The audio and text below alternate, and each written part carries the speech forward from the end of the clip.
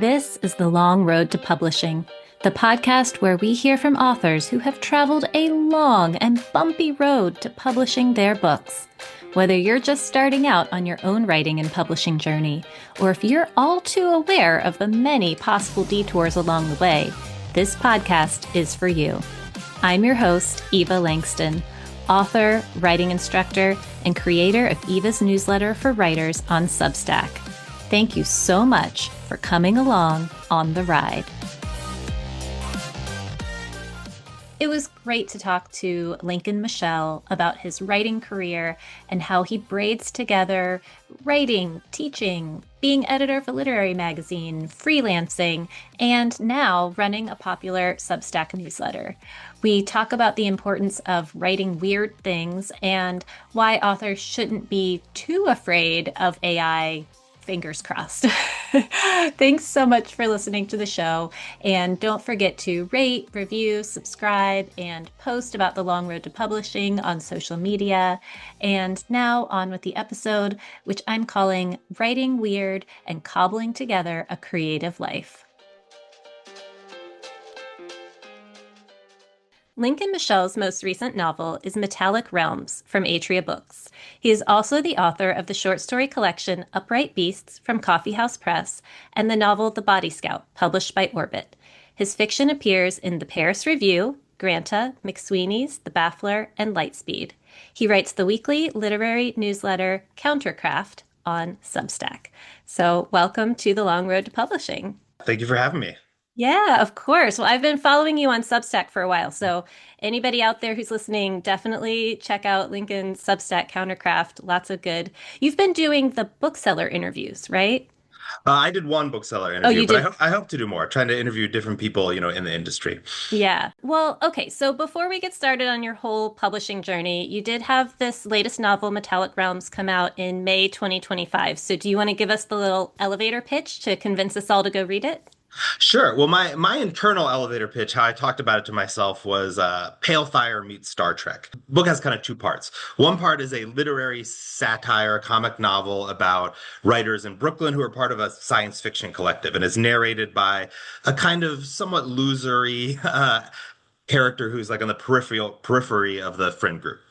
And then the rest of the novel is the science fiction stories that the characters write. So it's kind of framed with the loser outside character analyzing their short stories while he ends up spilling out his own life and explaining how he inadvertently caused the group to collapse. I love it. So when you describe the genre, do you describe it as sci-fi or literary fiction? Or, well, we're going to talk about genre blending, but how have you been describing it, or how have other people been describing it? Yeah, this is certainly a book that to me is like really on the I wouldn't even say on the border of the two, but really like has one foot in each world, because the science fiction stories are also kind of comic and hopefully fun. They're kind of gonzo space opera stories, but they are like science fiction stories, and they're referencing other science fiction writers and ideas and kind of come from that tradition. And then the rest of the novel, which is set in contemporary Brooklyn, is more of a kind of, I guess, quote unquote, literary novel. So it is one of those books that's kind of on the border, which maybe hurt it in sales and reviews or not. I don't know. I mean, I got good reviews, but I think it was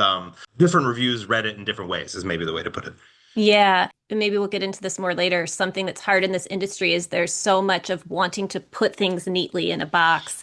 But then that gets boring for us writers. We want to do well. And it sounds like also there's definitely an element, I think you said, of satire of like the whole writing community too, which that intrigues me. So Well, yeah, there might be one of those write what you know things, right? I've worked in literary magazines. I teach writers. I'm kind of involved in both the science fiction world and the literary fiction world. So yeah. kind of making fun of all of that. Yeah. So yeah, and you've touched on some of the parts of your career. You teach college students creative writing. You were the editor-in-chief of Electric Literature, the literary magazine, which I think I submitted to a long time ago. In fact, I'm almost positive I did. And then you also are a writer. So I guess I want to find out how this all fits together. So can we go back to the time when, and I know a lot of writers say like, oh, I've always wanted to be a writer ever since I was a kid. But when do you feel like you got serious about writing, like this was going to be your career? So I'm actually not one of those writers. Ah, From a young age, I really wanted to be an artist of some sort. And I'm not using that term in a necessarily like a highfalutin way. I really was into punk rock and hip hop and also surrealist visual art and other things, movies, obviously. So at various points, I wanted to be like a musician of some sort or work in movies or various different things, but even illustrate graphic novels. But I basically just was not good at any of those things. I'm like a little tone deaf, probably. I'm not that good at keeping the beat for music. My handwriting is really sloppy, and like my hand-eye coordination in terms of like being a fine illustrator or artist is not really up there. So I kind of like wasn't really good at any of those things. And then when I was in college, I started writing fiction and poetry, and it just kind of like clicked. I felt like I was good at it. I could add something to it. I wasn't just pushing up against the limits of my abilities like I was trying to be in music or other things. And so I don't know, it just worked. So I didn't really start writing until I was in college. That said, I certainly, and this is probably true of almost all writers, was a voracious reader when I was younger. I was certainly the kid in high school reading like Italo Calvino and Franz Kafka, in the back of the class and not paying attention. So it makes Yeah. sense in some ways, but I didn't always know I was going to be a writer. Well, that's interesting. You knew you wanted to do something creative, right? You wanted to Yes. create. You just had to figure out what method you were going to use. So, yeah, that makes sense. Where did you go to school? For college, I went to George Washington University, which I pretty much I grew up in kind of Central Virginia in a somewhat rural area, but outside of Charlottesville, so near a kind of liberal college town. But I knew I wanted to go to like a big city. I just always did. So I applied to just schools in like New York, Boston, and DC, I think. And so I went to GW. And yeah, where did you go from there? Did you decide, okay, this is it, and now I'm going to get my MFA, or did you kind of bop around for a while? So when I was in college, I started to submit to literary magazines and I started getting stuff published in small magazines. So I kind of knew this was what I wanted to pursue, at least in the short term. I did go back to my hometown. I didn't live with my parents, but I went back to my hometown and I guess bopped around a bit while still writing, right? Yeah. And then I went to an MFA program. So by the time I'd gone to an MFA program, I'd actually published a fair amount of short stories and essays and stuff. I was just grinding it through the, slush pile. I also got my MFA, and I have sort of conflicting feelings about, in some ways I feel like it was useful. In some ways I feel like I got out of my MFA and I still didn't really know how to write a novel, which, I guess for you, you now teach creative writing. So I would love to hear your perspective on the MFA, maybe in your particular experience or more generally. I also have, conflicting and different feelings about it. I would say for me, it was a great experience in large part. I mean, I had a great experience with the program, but it also brought me to New York City. I went to Columbia University's MFA program and I had a little bit of a fellowship that allowed me to do that. And yeah, it brought me to New York City where I could, so much of the writing world is centered here, less so perhaps today where the internet lets things be a bit more diffuse. But I was going to lots of readings. I was working on literary magazines. I founded a literary magazine with some of my fellow students. I guess all I'm saying is that being in New York and doing all those outside of the MFA things was as important to my career. It always feels weird to call it a career, but to my what I've done in my life, as Yeah. much as like the program itself. I know people get really hung up on MFA programs. I think that they can be good or bad. It really just depends on your temperament, and there's certainly financial questions that play in there. I've never really bought that idea that MFA programs like make everyone the same or produce cookie cutter writers. Perhaps because I was already submitting stories, writing a lot, influenced by the writers I loved when I was in high school and college. So Yeah. Yeah. I feel like if you read my stories that I wrote in undergrad and read my stories in my MFA program, you would be like, oh, this is the same person. Maybe he's like getting better with practice, but the same kind of concerns and such are there. Yeah. One thing that always comes up on this podcast is the importance of community. And doing the MFA is one way to kind of get that writer community. It's not the only Yeah. way. And like you said, for you, not only was it the MFA community, but also just bringing you to New York, giving you a way to live in New York and get plugged into that literary scene in New York. So that totally makes sense. Why don't you tell me about, the first manuscripts you wrote, maybe some of your early experiences with querying manuscripts, that sort of thing. I don't have a super like exciting story here. I think I I did what I thought was the traditional path. I was like grinding out submissions into slush piles, didn't have any like connections or anything. But I was getting stories accepted. I built up a large body of published stories. And then when I was in my MFA program, I mostly worked on short stories. Maybe if I could go back in time, I would be like, write some novels. That's going to be better for your career. But I guess the first book of a sort that I wrote was my MFA thesis, which was culled from something like 60 stories that I had written. Oh, Although, wow. yeah, before that sounds too impressive, I will say to all the listeners that I really started out writing mostly flash fiction. I'd kind of written a lot of poetry in college and like almost got an MFA in poetry. And my work has just gotten on some level like longer and longer. I'm still interested in flash fiction and shorter forms, but so a lot of those stories were very short. But that I graduated in 2009 and I spent a couple years writing a bunch more stories and you know, also working on a novel. And I got a agent through the querying process. And you got the agent for this collection of short stories. If I remember correctly, I had also had a partial or maybe even a finished manuscript of this novel. So the agent kind of took both on. Okay. We shopped them both around, and there was not really as much interest in the novel as the short story collection. So we ended up just selling the story collection. And that first novel, is in the drawer. That's interesting because it's kind of the opposite of what you hear, which is that like, oh, it's impossible to sell short stories, especially from a debut author. But in your case, people are like, nah, on the novel, and yes, on the short story collection. And so that was the one that sold to Coffee House Press, right? Which is kind of a smaller indie press. Coffee House Press is like I think a very good independent press. Like Hmm. they're based in Minneapolis, alongside Grey Wolf, and I do think what you were just referencing, what people say is largely true, which is that it's very hard to sell a short story collection, especially today, and especially as your first book to like a big five press. But the counterpoint is that there's a lot of great indie presses and nonprofit presses. Coffee House is a nonprofit that are just looking to publish what they think is interesting literature, and they're not as concerned about sales. And was it sci-fi stories, the collection? It was a kind of a mix of everything. For better or worse, my career has always, my interests as a reader and as a writer have been all over the place.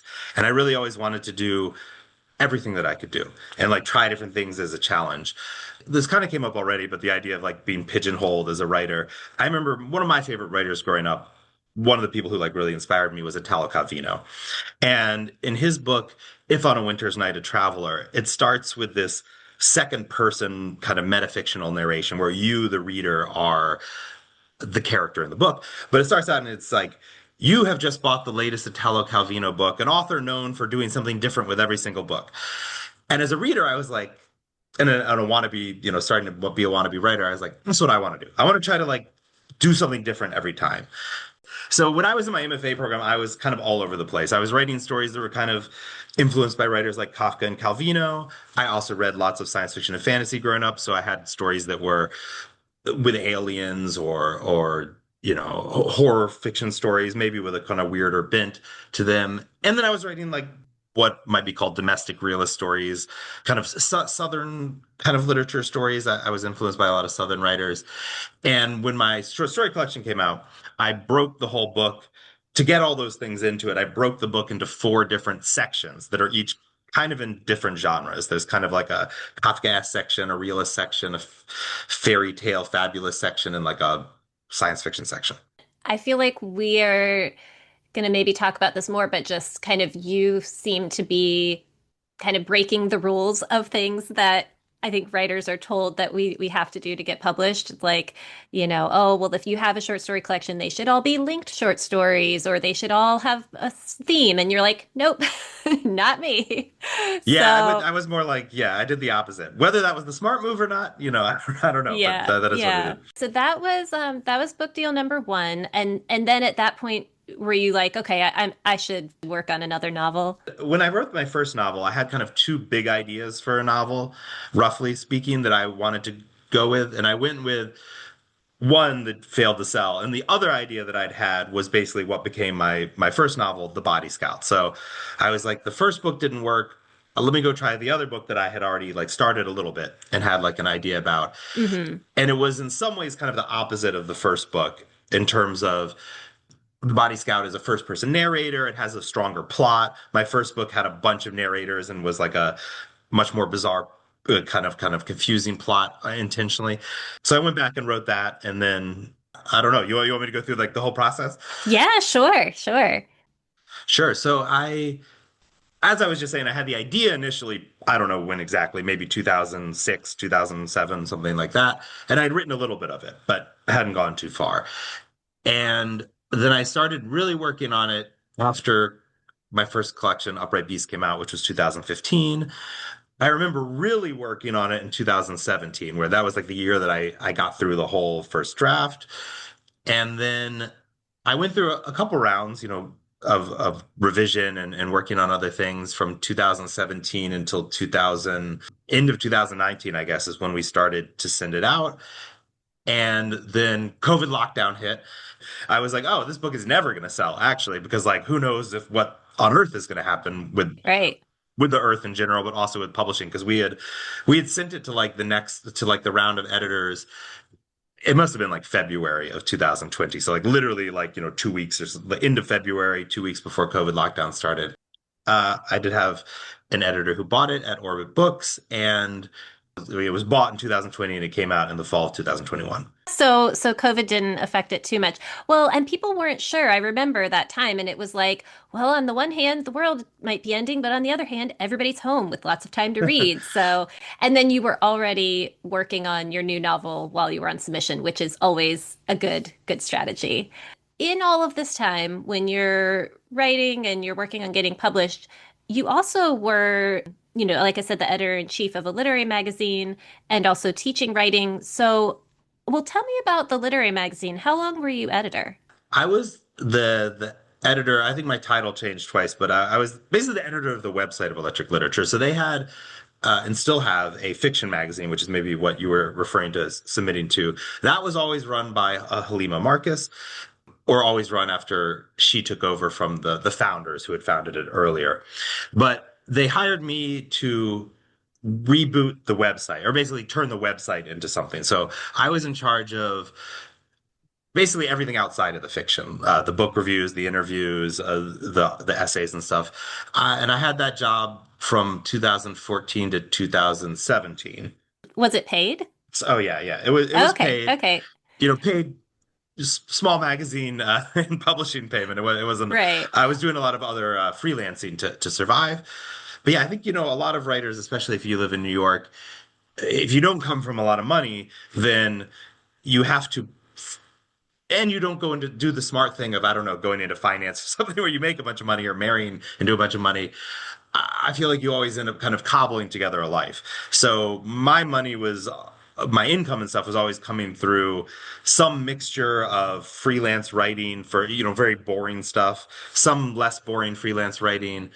And yeah, I was teaching too. And then, yeah, for a couple of years, it was a full-time job at Electric Literature. Oh, okay. That's cool. Because I know, there are definitely literary magazines out there where it's all run by volunteers or like it's Yeah. a very small stipend. So cool. So you were doing that. You were also teaching. How do you feel about the balance when you're like writing, like you said, kind of these boring freelance things, and then, but you also want to have that time and energy for your own creative writing? Yeah, I mean, it's hard, right? It's hard to find that time. It was easier for me to find the time at that point because I was just younger, right? And Hmm. also, Yeah. like, to be just blunt, like, social media wasn't as much of a thing. Even though it existed, I feel like I was not, and people were not, spending lots of time on Twitter or watching TikTok or stuff. So I was younger. I felt like I had more time, and I don't know, but I guess in general, you always have to be something of a time thief as a writer. Like you have to steal the moments that you can, carry a notebook with you to jot down ideas or use your cell phone note app. Force yourself to have a couple hours a day. I would try to go to a cafe is what I did a lot and just kind of like write for a couple hours. I like that time thief. I hadn't heard that before, but it's totally true. You got to steal the time when you find it. And you gotta like hoard what you can, like some Yeah. dragon or something. Totally. Yeah, I don't know. I feel like now that I'm older, two things. One, I just feel like the day goes by so much faster. Like, I don't know, it's that weird thing of like, time is relative. So when you're a kid, like 15 minutes feels like forever. And now it's like 3 weeks. I'm like, where did that go? But I really hear what you're saying about the social media. And I don't know if this is you, but I can feel my own attention span has gotten shorter. And I'll be like working on my fiction. And then I'm like, let me just check Instagram and like, let me go, but and I hate that I do it, but I think it's a common problem. And yeah, I think it does get harder as you get older. I mean, my wife and I had a kid earlier this year, so that also adds to my time trickery. Oh, But is this your first kid? yes. Okay, yeah. So now you're having to also balance the parenting and the writing and the teaching and all of the things. So good luck to you. Thank you. So you teach creative writing to undergrads, right? No, I teach in MFA Oh, you programs. teach in Yeah. an MFA program. Oh, okay. So I was imagining you with undergrad college students, but maybe you have more of a mix of older students as well. But Yeah, I started out teaching compositional English to undergrads, kind of like I think maybe the normal adjunct route. And I actually have a full-time job teaching compositional English at a nursing college, but I still teach in MFA programs because I love teaching and fiction. yeah. So when I can fit that in, I do that as well. Do you feel like the teaching of writing adds to your own writing or gives you something? I do think so. I know that there's some people who feel that teaching writing or working in magazines or something like related to writing like drains their energy. I find the classroom invigorating, though. I think it's very interesting to me to talk to students about different craft techniques or different genres, different ideas, get that bounced around. It gives me like energy to go home and work on stuff. For me, it's entirely a question of time, right? Like I would rather have a teaching job that doesn't take up as much time than a 60-hour a week mindless job that doesn't like quote unquote interfere with my creative writing. It doesn't drain the creative energies, but then it just drains everything else about you. Yeah, yeah, yeah, definitely. So, and now I'm thinking like another thing you do is your Substack, which is so good. And you seem like so knowledgeable about publishing and writing. But one of the things that you wrote recently, I can't remember, I'm not going to be able to quote it, but you were talking about writing quote unquote weird ideas and not worrying about the market. And I wonder because that it seems to have worked for you. And I'm Yeah. wondering what else you have to say about that, that is that a advice you would give to everyone? I think you have to write what you're interested in, right? And I went into writing very much with the mindset that I would always have to have another job. And so I just wanted to write the kind of, to me, weird, interesting, experimental kind of work that I've always loved from, across genres, sometimes from science fiction, fantasy writers, crime writers, quote unquote literary writers. But that was what I wanted to do. So I was like, how can I set up my life so I can do that? A part of which is not relying on book advances or something for income. So if that's what someone wants to do, yeah, I do think you should do what you want to write. I don't think you can go into writing and be like, what is the easiest way to like make money? Because probably it's going to be the types of books you don't like, and you're going to spend all your time on something that is still very hard to do.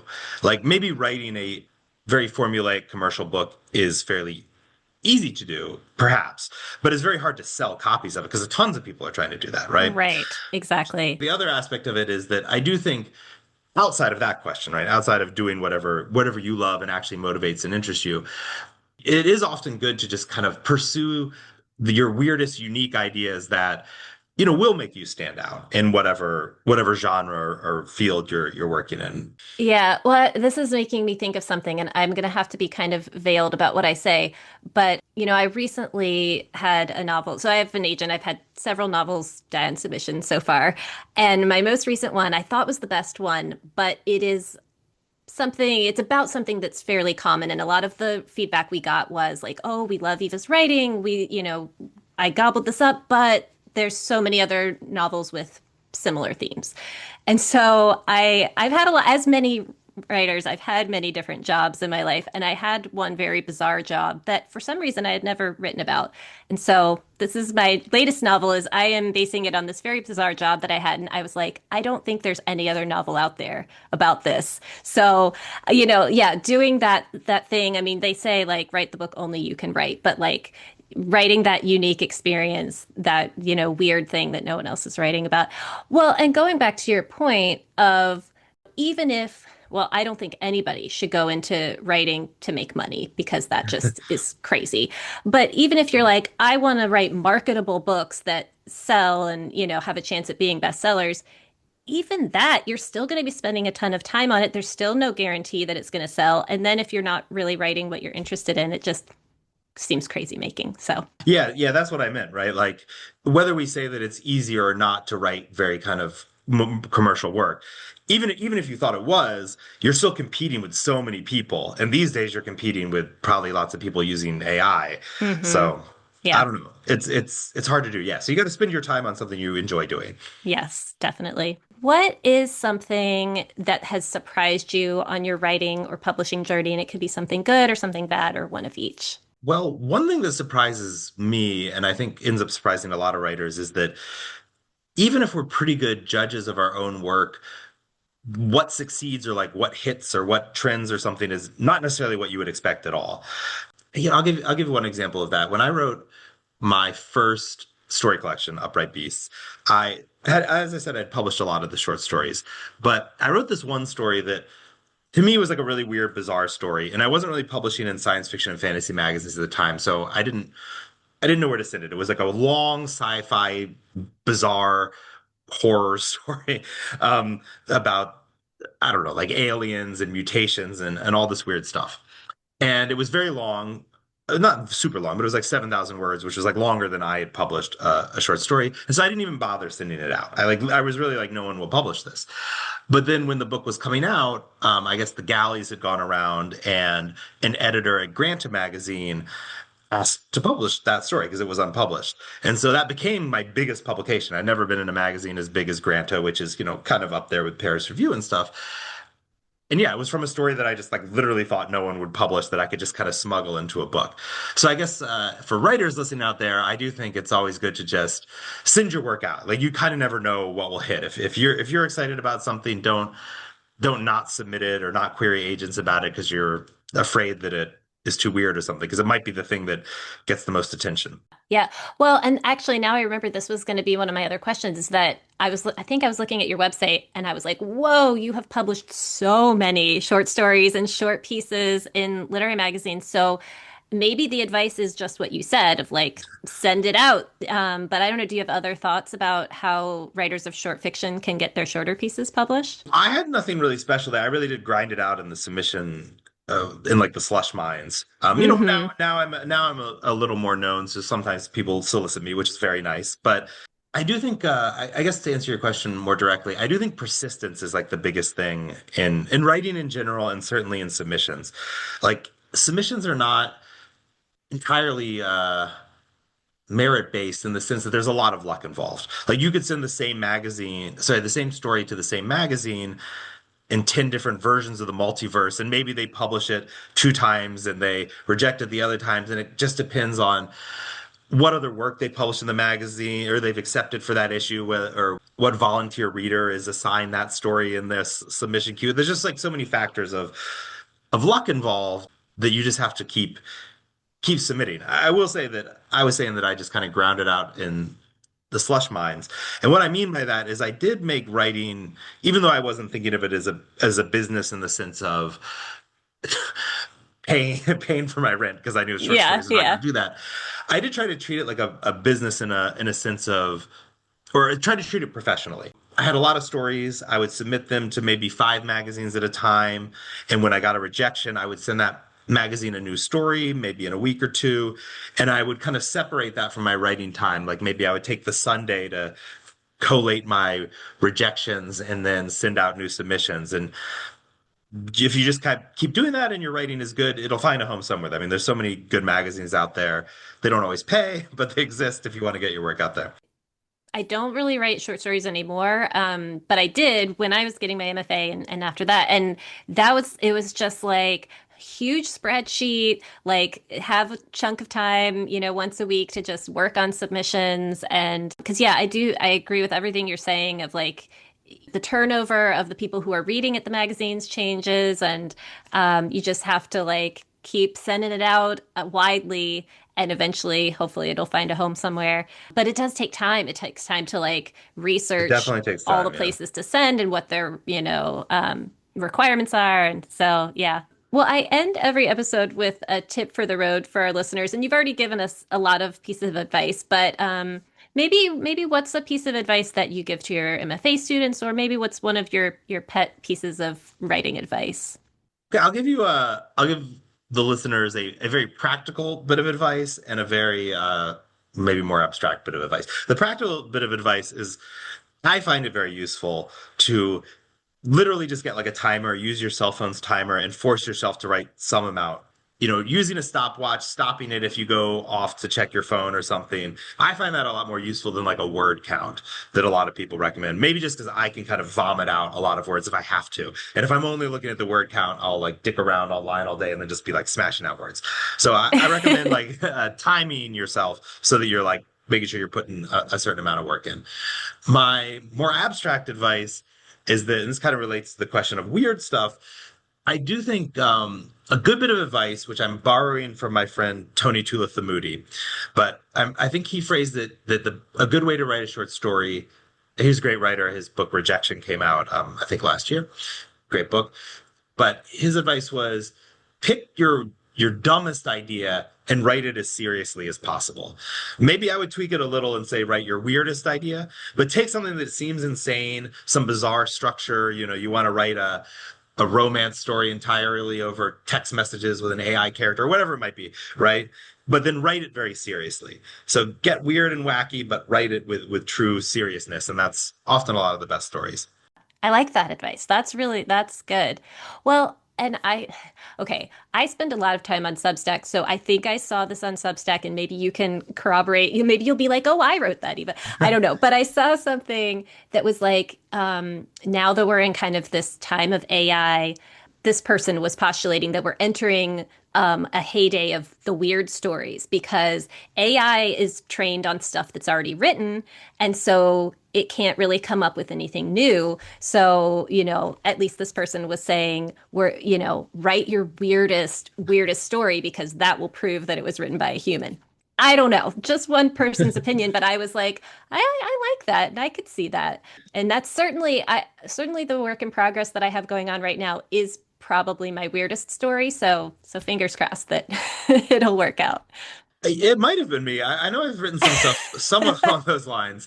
I think the way that I phrased it, which is to you might be thinking of someone else, but I think I did have a hopeful kind of a bit of hope more than a prediction. But I do think that the fact that AI is like very imitative, and it's also like a obviously AI is a giant topic that we could talk about forever, but it is kind of almost a reversion to the mean of writing, right? It's like it's ingested all of the internet and it's going to spit out something that is medium in a Hmm. way. And so I do hope, I have a hope that we may see people return to writers who have more of a specific aesthetic project or a specific voice or something unique that they're doing that is not what everyone else is doing.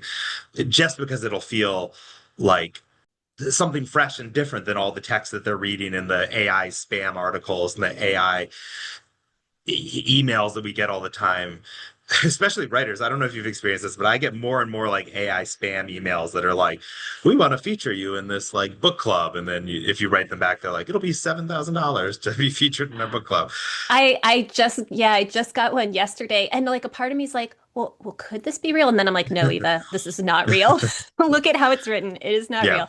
But yeah, I like that idea too of like those authors where you're as soon as you start reading, you can tell it's theirs. It's just something about their voice, that we want more of that. Yeah, it's kind of like the way that the invention of the camera made painting become this is a very reductive explanation, but it was a contributed to painting becoming more like individually stylistic, right? This is when we start to see the rise of the Impressionists and the Surrealists and the Cubists and abstract expressionists and all these movements that are not just trying to flatly depict reality in a way that a camera can. Obviously, cameras can be artistic too, but once everyone can just snap a landscape photo, then it becomes almost a freeing experience where you're like, oh, I can paint something weird and bizarre that is just my vision of the world. Yeah, I like that. Well, and that's what I keep telling myself because I know there are a lot of authors that are freaking out about AI.